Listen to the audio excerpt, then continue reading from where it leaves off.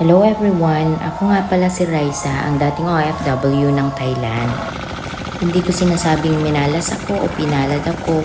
Ang mahalaga, nandito ako, lumalaban pa rin sa buhay.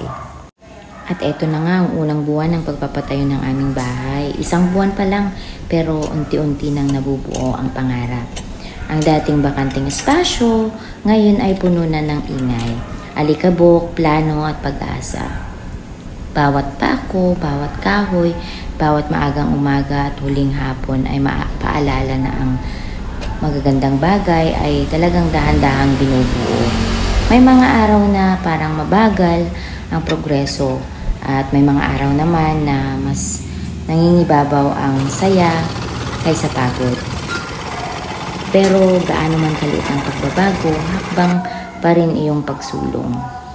Bawat ladrilyo, hindi lang bahay ang binubuo, kundi isang kinabukasan, isang tahanan, at mga alaala na nagsisimula pa lang.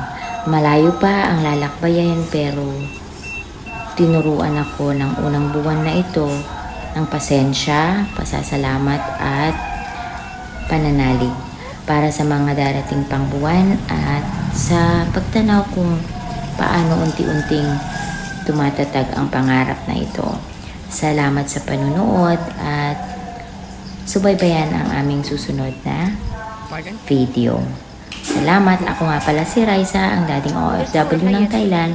Pero sa ngayon, nandito na sa Pinas para bumuo ng isang pangarap at bumuo ng panibagong buhay kasama ang aking munting pamilya.